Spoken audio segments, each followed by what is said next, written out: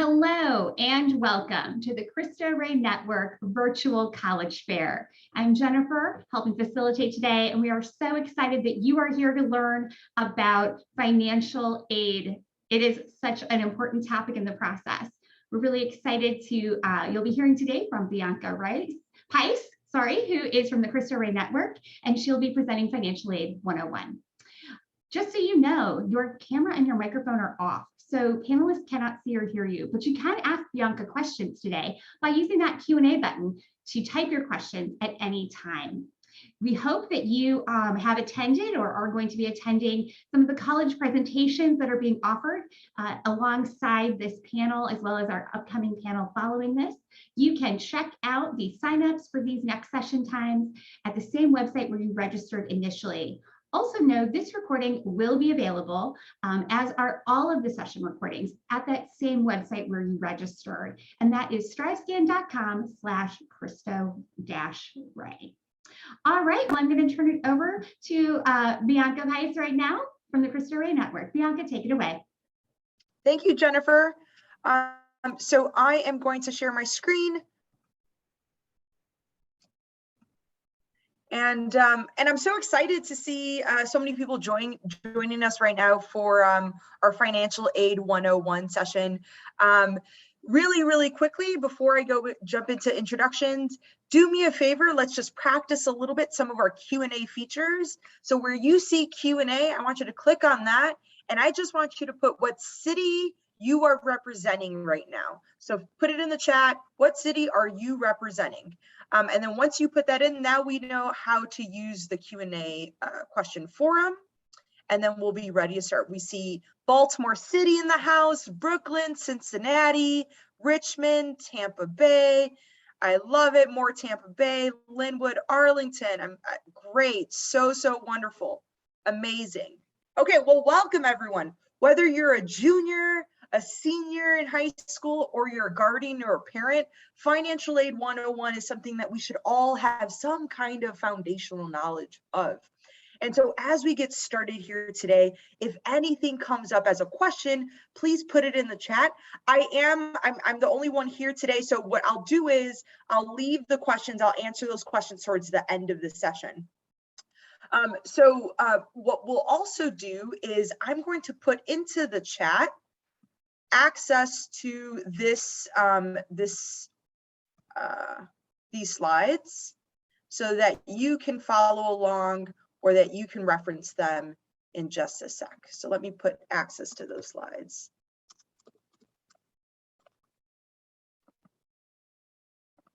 Okay. And do me a favor, please, this is the shared virtual fair slides. Please click on those. Oops.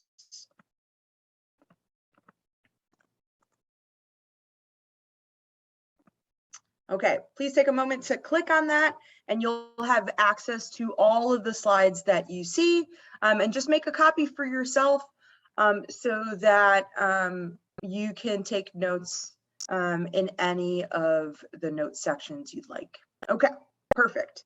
So my name is Bianca Paiz. I'm the Associate Director of College Initiatives here at the Cristo Rey Network. Many of you are either students at a high school within Cristo Rey or guardians or parents of students at a high school in Cristo Rey. You know, one of our focuses here at Cristo Rey is to ensure that we're really preparing students for college, and then the job of the college counselors is to ensure that you guys get into college and then we support through college.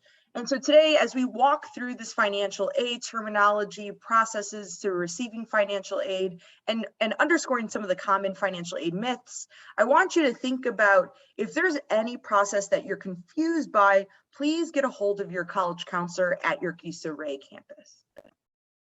Okay, so we're gonna start with the general tasks that a senior in high school will be taking right now in the fall semester as they're preparing for college, right?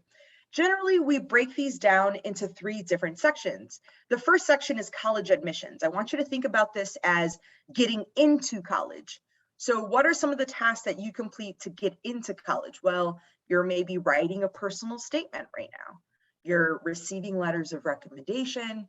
you're starting to take you take the test, the SAT test, you work on and complete the common application that gets you access to all of these schools. And then you send out your applications in November through January, right? Some other sections that you may see, college affordability. Now that you're applying and getting into schools, how do you afford the school? And then college selection. What are those schools that you're choosing? Some steps in terms of college selection is you may be attending some virtual college fairs or in-person college fairs so that you're learning a little bit more about what colleges are offering. You may be developing a college list, a list of schools that you're like, I definitely want to apply to these schools and potentially attend. And then finally, you're demonstrating interest. And what I mean by demonstrating interest is you're reaching out to those colleges, you're attending fairs, and you're showing that you're interested in the school. Little known fact, demonstrating interest is a big part of your college application, and college admission counselors will actually use that as they're considering who do we accept to our school.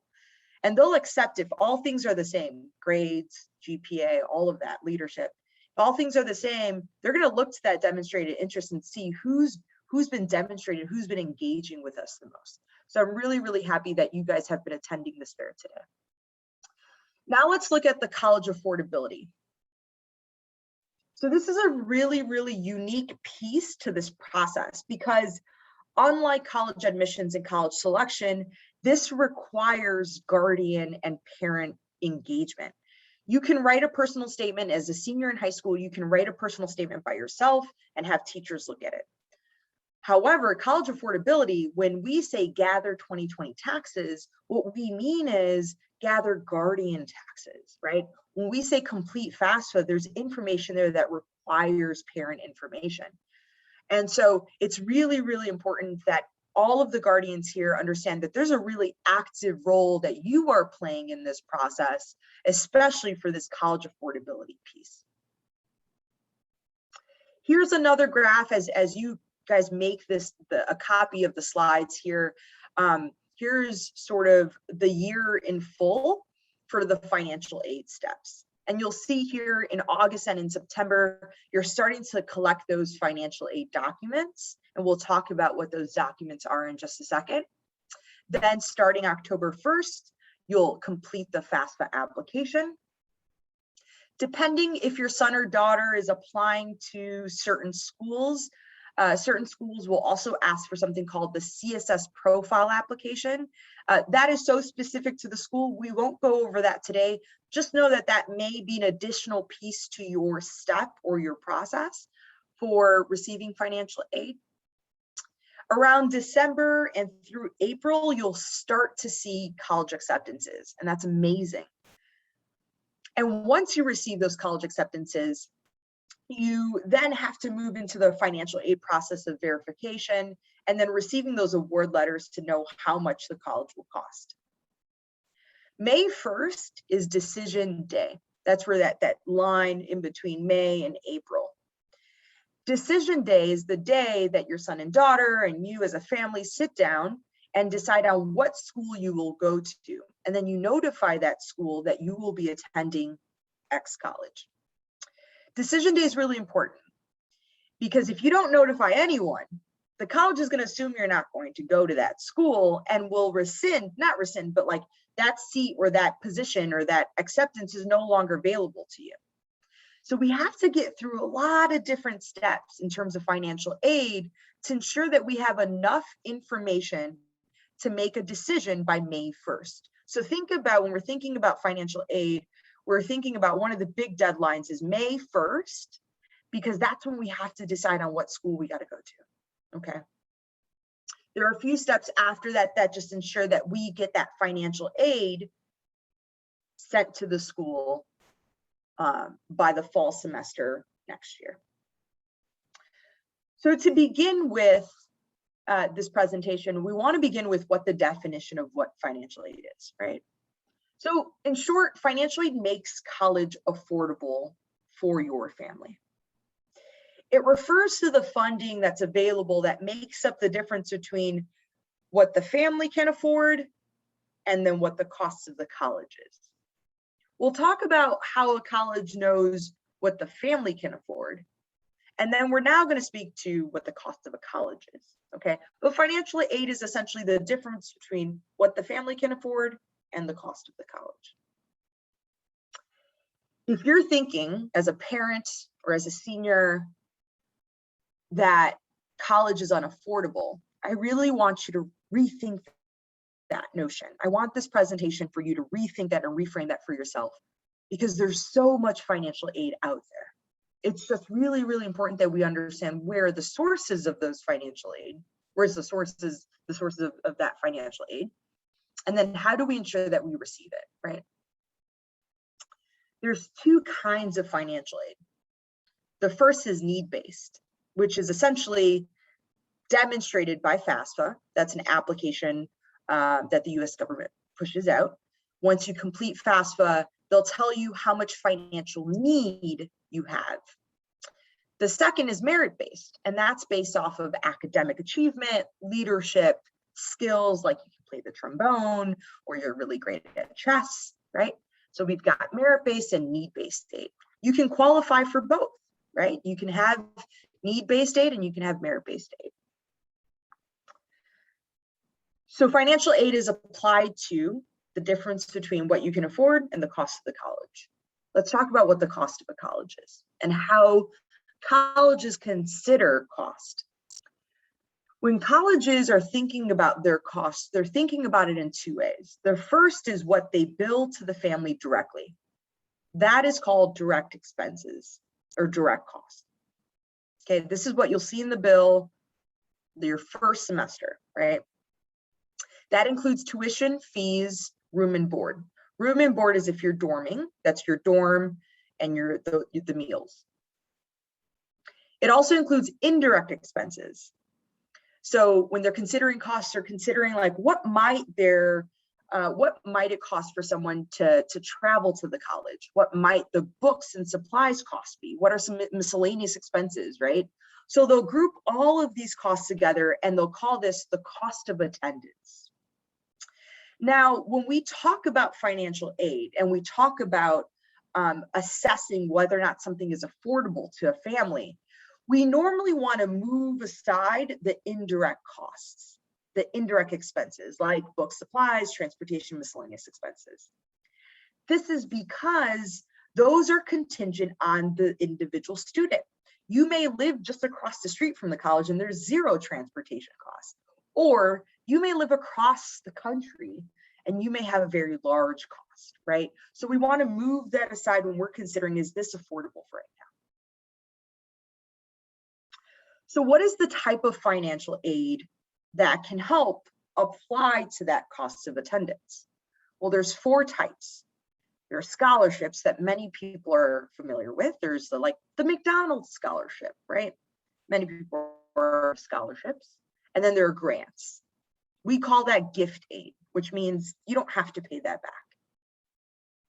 And then there are loans, student loans. You hear that in the news. The amount of student loans that students are taking out has grown tremendously, right? So student loans, you have to pay that back. And then there's work study. You have to earn that. We call it self-help aid, right? Within the gift aid, scholarships and grants, here's a quick breakdown. There are federal grants. And the big federal grant that I want you to know about is the Pell Grant, okay? So this is the largest grant that the federal government will provide to students, and it's the most common one. And they determine how much money a student will receive based off of the FAFSA application. And then there are state grants, which the state that you live in will determine how much aid that they'll give to you if you go to a school within the state that you live in. For instance, I'm here in Illinois, and I attended the University of Illinois at Urbana-Champaign, which is a school within the state of Illinois.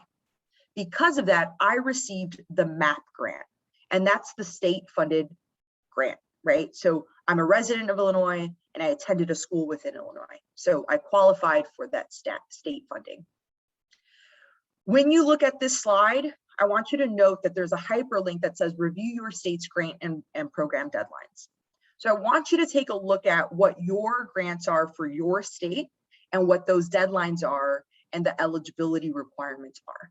Okay, so those are the two big ones. Federal grant, the big one there is the Pell Grant, and then there are some state grants, and that's contingent on your state.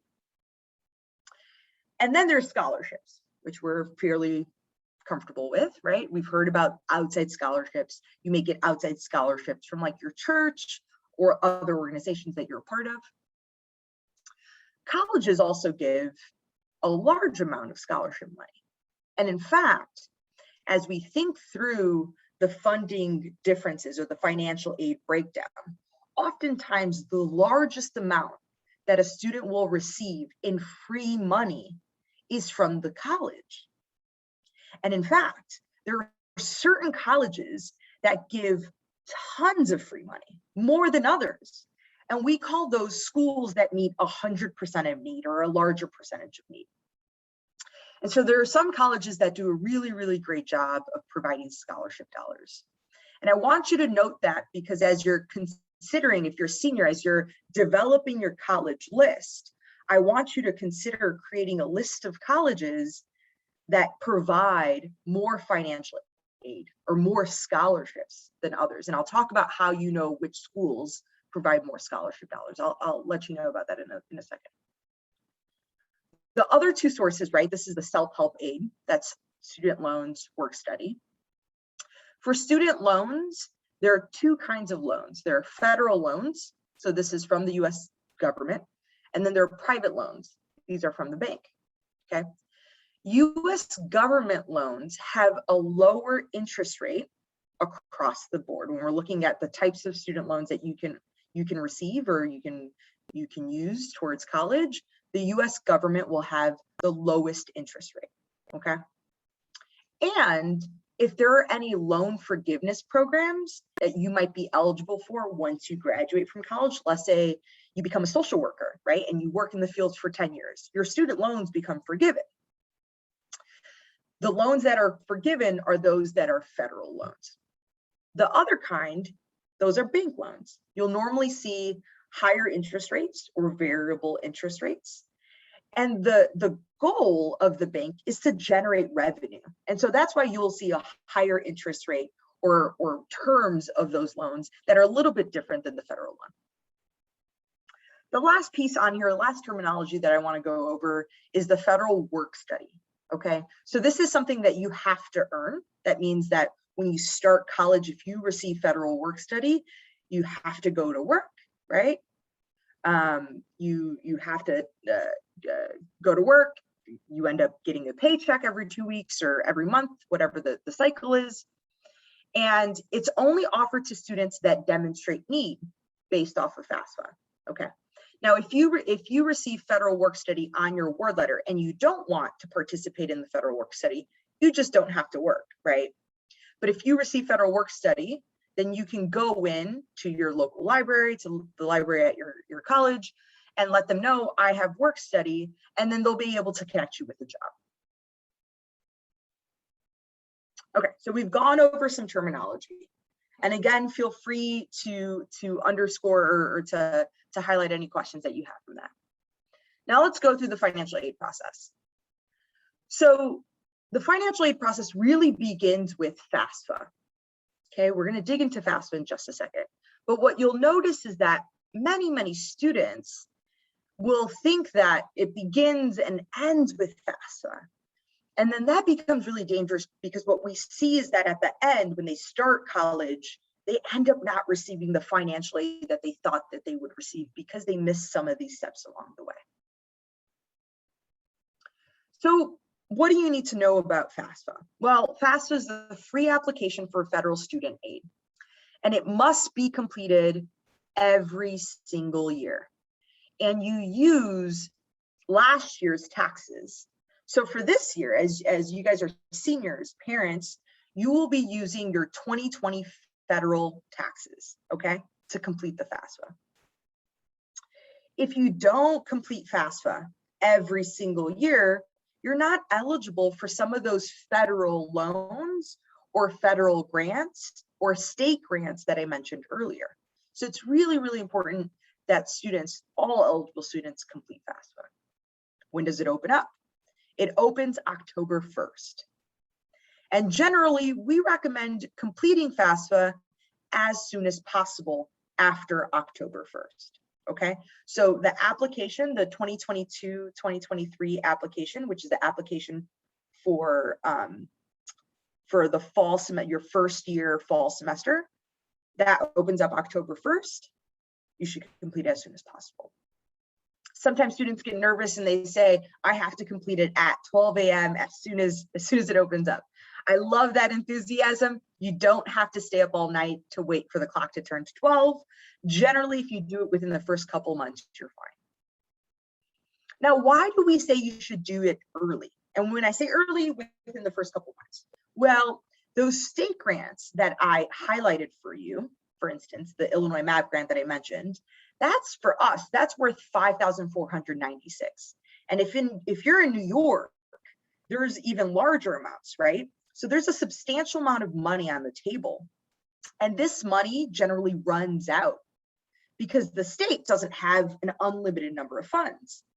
And so it's sometimes a first come, first serve basis. And so if it's first come, first serve, you want to make sure you're within that bucket of receiving the aid. So generally within the first 2 months, you're good to go.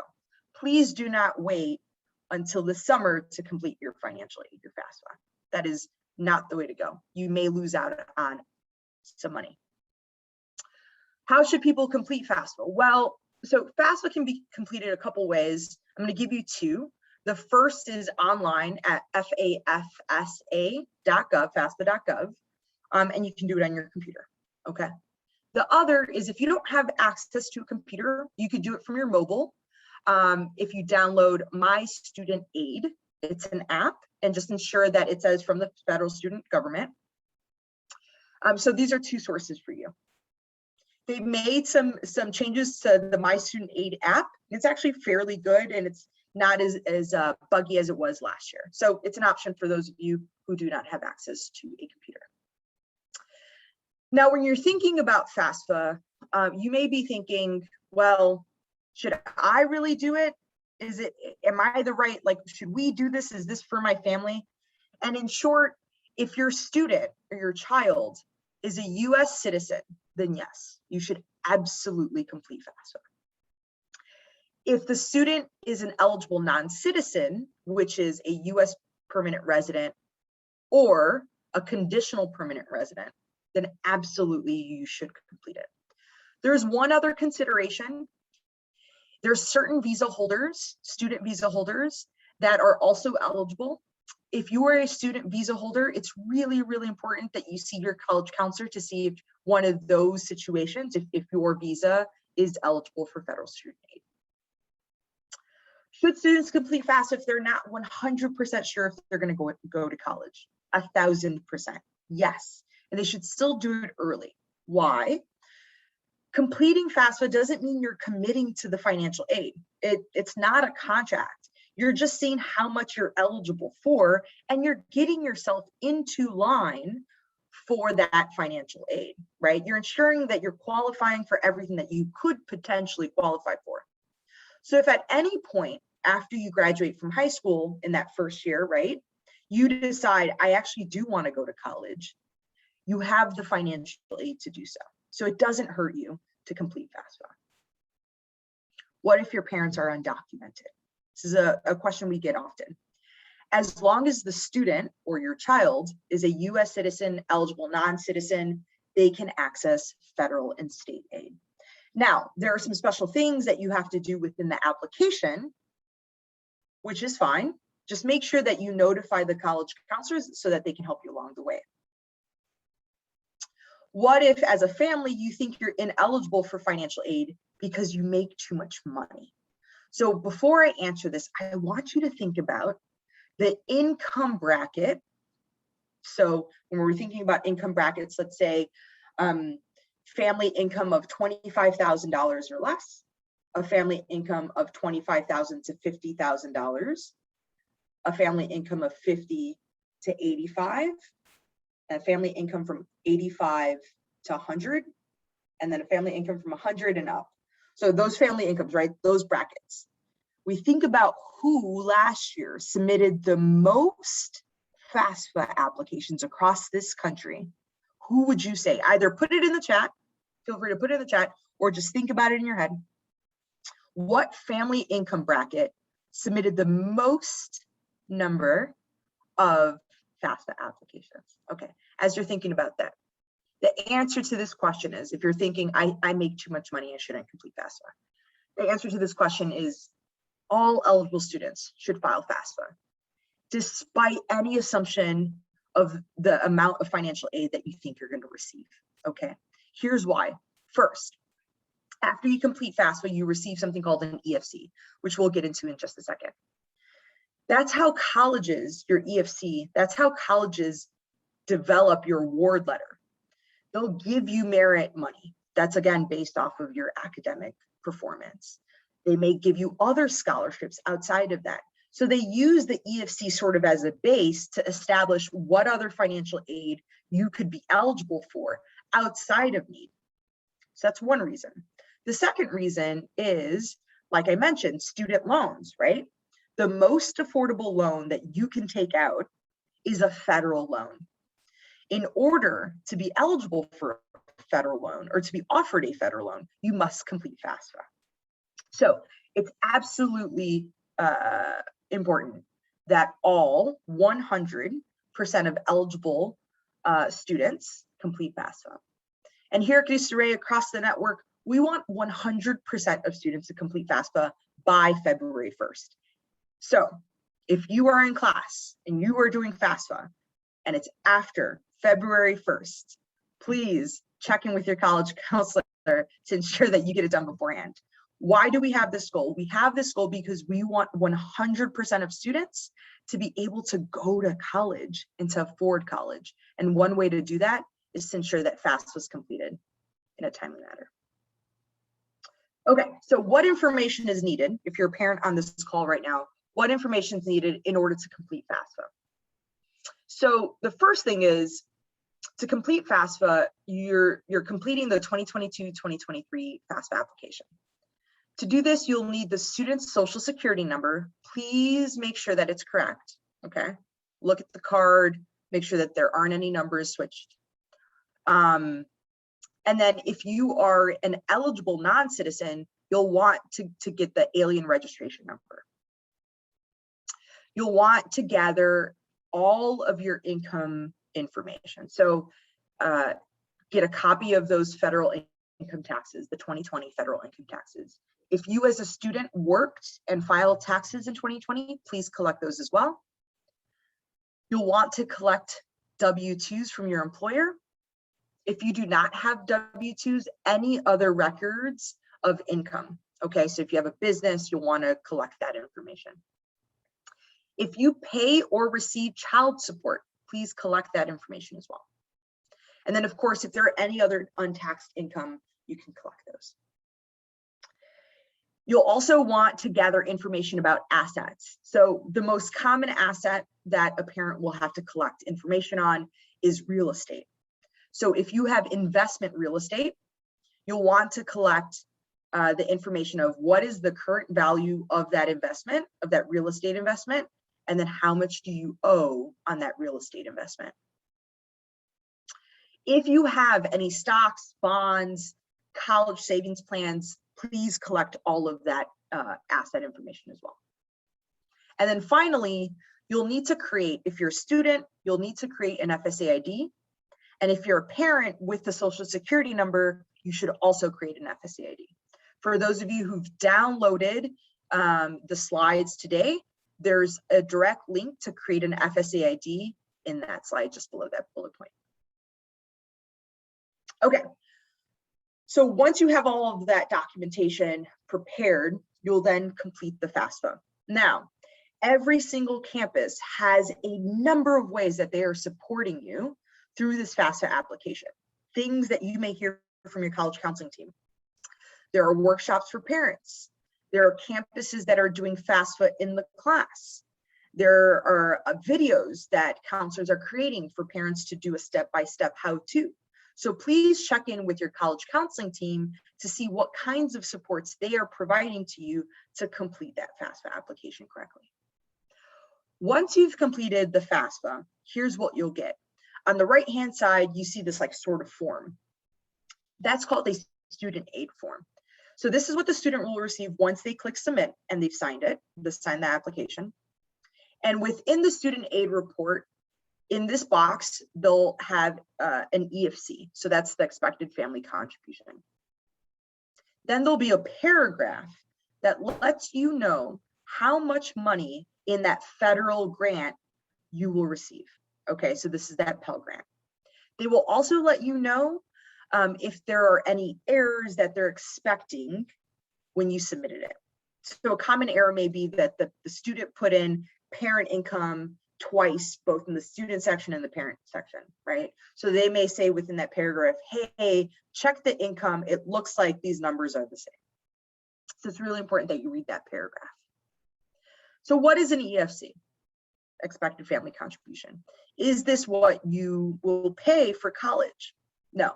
Remember when I said financial aid is the difference between how much a family can afford and the cost of college? Well, an EFC is how a college knows how much a family can afford, but that's not what you will pay.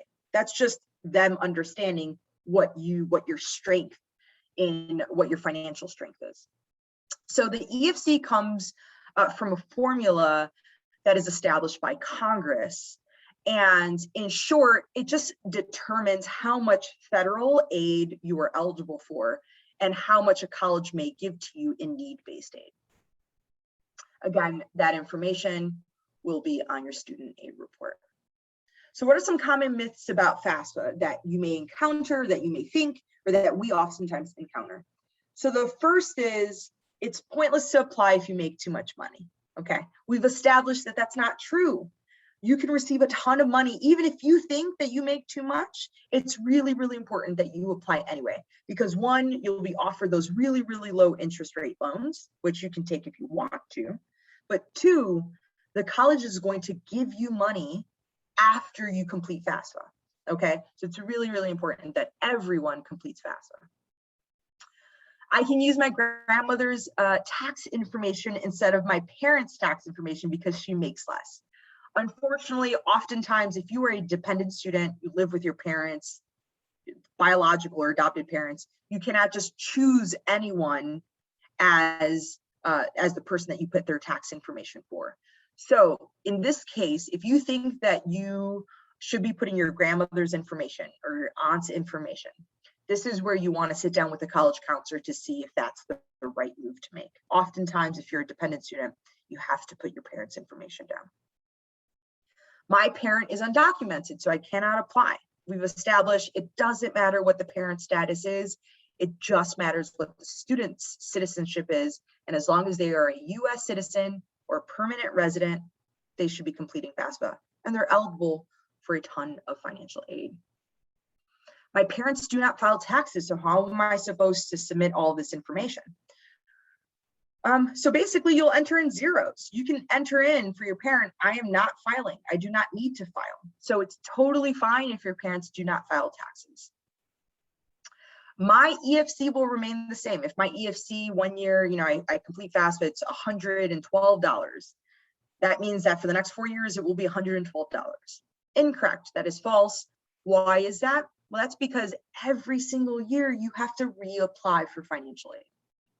And finally, I'm currently going through bankruptcy, so my son or daughter cannot apply.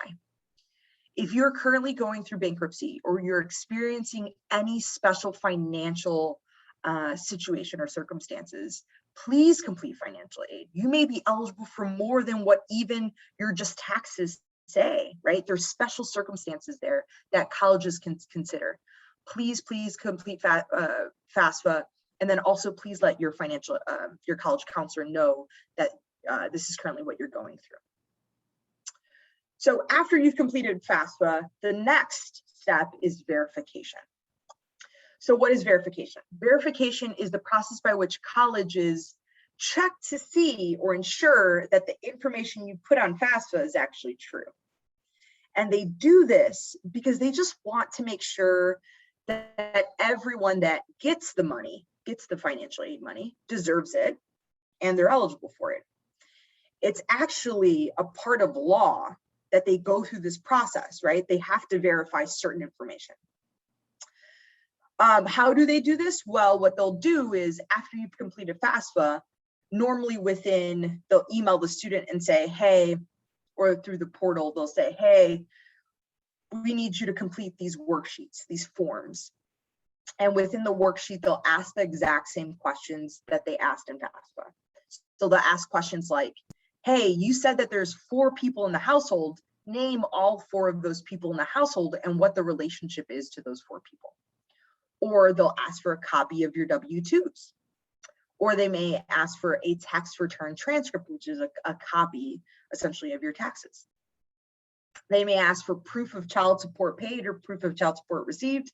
They can ask for anything, but generally they'll ask for a worksheet, and then based off of the answers you provide in that worksheet, they'll ask for more questions, or they'll just provide a financial aid award letter. Quick tip here, any delays here in this process is just going to delay your financial aid, okay? And oftentimes we see that this is the biggest hiccup for students because the colleges are asking for all of this, these forms and paperwork, and you have to fax them out. So parents, those of you on a call, if you can support in any way, one of the ways that you can support is by helping your student get organized so that all the schools that he or she has been accepted to, they can submit all of those forms that are being required of them. Here's the other thing, not everyone gets flagged. They only flag some people. And one trick to see if you've been flagged is by looking at your student aid report, that document that gets sent to you after you've completed FAFSA, and then taking a look at your EFC. And if you see a little asterisk, which is that little star right next to your EFC, that means that the student or the child has been flagged for verification. And it means that every college after that is going to ask for additional documentation. So take a look at your EFC. Again, colleges will not provide financial aid or an award letter until all verification requests have been completed. And if they find any inconsistencies, they'll just ask for more information. So it's really, really important that the key here is consistency, that the questions that you entered into FAFSA match up with what you're responding to in those forms. After you've faxed all those forms out and the college says you're good to go, they will then send you an award letter. An award letter is essentially a commitment to what financial aid they will provide to you. And again, that's the difference between what you can afford and the cost of college. And normally they send this out either through an email or through mail, or it's sometimes downloadable from the college's website. And when you look at the award letter, you're going to see some of these things. You'll see some scholarship dollars from the college. You'll see some of those federal loans that we mentioned. If you're eligible for any of those grants, you'll see some grants. Depending on the EFC, you may see some work study. And then you'll also see, again, that cost of attendance. Here's a real example of an award letter. And this is from Lycoming College. Now, remember I said that there are certain colleges that give more scholarship dollars than others. Lycoming College is one of those schools. And let's take a look at what this award letter looks like. Here, they've organized the award letter by scholarships. And you'll see that there's the Lycoming grant, the presidential scholarship, but then they also include the grants in there, which is self-help aid, gift aid. So those are the scholarship amounts. Then they go into student loans, and those are the 2 federal loans that you can get. That's the subsidized and unsubsidized loan. And then below that are their direct expenses. And then they've organized to the right the amounts for each of those groups that they'll receive, and they divided it up by semester, and then as well as the total amount. And here in this example, the student's EFC 0, just so that you're aware. So when you receive a financial aid, you want to ask yourself, is this college affordable for my family? And again, you'll want to look at what? Direct expenses. So when you're looking at the award letter, what you'll want to do is look at the direct cost or the direct expenses, that's tuition, fees, room and board. And then you'll want to subtract any of that free money first, and then assess how much student loans you need afterwards, okay? In this example, the school costs $56,000. The college is giving the student $44,000. For this year, the grants that they'll receive is $7,000, which gets them to $4,500 before student loans. If the students decided to take out all of the student loans that they're offered, which is $5,500, they would receive $1,000 back. Literally, they would receive it in their bank account, $1,000 back, or they'll get a check, right? They could use that for those indirect expenses like transportation or books. Not many colleges are this affordable. There are only some, and it's really, really important that we consider which of those colleges are most affordable. Speaking of which, one of the biggest myths that I hear is community college is the most affordable, and that's just not true. Yes, it is affordable generally, but they're not the most affordable. In fact, like I said, Lycoming, Denison, St. Olaf, College of Worcester that we just heard about, those are very, very affordable schools. Harvard, Yale, those are very, very affordable schools. I want you to ask about the data-driven checklist, because within this tool that we've created for Cristo Rey students, you can see which schools are the most affordable, okay? Again, talk to your college counselor about that. I'm gonna move on to the second, last couple sections here because we have a couple minutes, and that's loans. How do I consider what loans to take out once I've calculated my award letter? Use this graphic organizer as a way to make this decision. So it's organized by what's the most costly at the top, which is private loans, and at the bottom, the least costly to you, which is scholarships and grants, because that doesn't cost you anything, right? So at the highest, private loans. That's the very, very last thing you want to take out. Do not go to a bank first. The first thing you should take out, if you're looking here, the first thing you should do is work study, obviously. Then go into the subsidized Stafford loan, okay? That has 0% interest while you're in college, no interest. So you could pay off the entire loan, right, with 0 interest, which is amazing. The next is the unsubsidized loan, and I'm going to jump into what the percentages are here. Those two green ones, subsidized loan, 0 interest while you're in college. After you're in college, or after you leave college, it's 3.73%. For the federal direct unsubsidized loan, that's 3.73%. So 3% interest while you're in school. And then the next one that you want to look at is the Parent Plus loan. Now you have to apply for that, and the interest rate there is 6.28%. One common myth that I want to talk about really quickly, I have about a minute left, is it's not a good idea to take out student loans. I want to be specific here.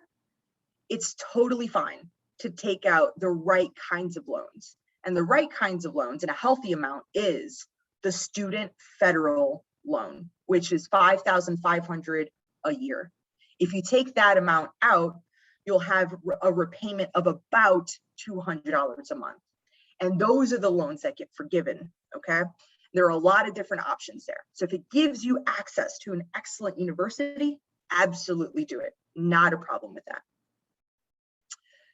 Really quickly, the last couple steps in this financial aid process is just, if you are taking out any student loans, to complete these last 2 steps, you have to sign a master promissory note, and you have to complete entrance loan counseling. Once you've done those 2 things, financial aid has been distributed and you're all set.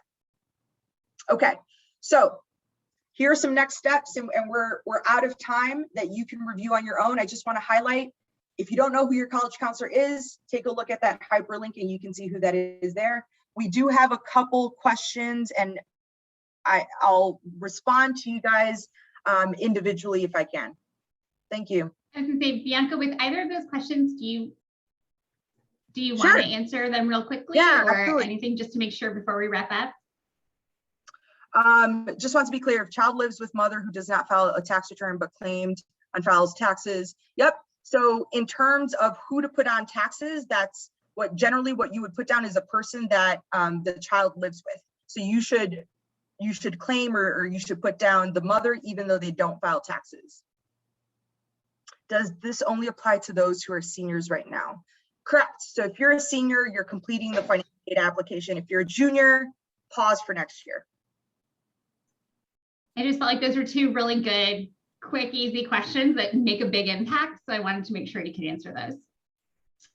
All right. Well, we have now reached the end of our session time together today. I just want to say thank you to Bianca for sharing such important information and really breaking down what can feel like a really confusing and overwhelming process for everyone. And I know it'll be a huge help. Hopefully everyone has grabbed the link to that information from the chat. So we hope you've grabbed that. And now for the closing housekeeping. When you close your window, there's going to be a very quick survey that will appear. We'd appreciate any feedback and you just taking a minute to just fill that out for us. We'd greatly appreciate it. We hope that you've been enjoying the college fair sessions and other panels that have been part of the programming for this virtual college fair. You can still sign up for the next panel and additional sessions at the same website where you have signed up initially. And you can see that on this page, striscan.com/Cristo-Rey. And also know the recording of this session and all of the other panels and the college fair sessions will be available at that same website where you registered so that you can watch this again, share it with family and friends, and also learn about a lot of great schools out there that are excited to get to know Cristo Rey students and work with them in their college search and decision journey. So thank you again, Bianca, for presenting today. Any last word or goodbye you'd like to say? Thank you everyone for joining and really looking forward to this year's college admission process. Awesome. Thank you again for taking time out of your day to be here. Have a wonderful afternoon or evening.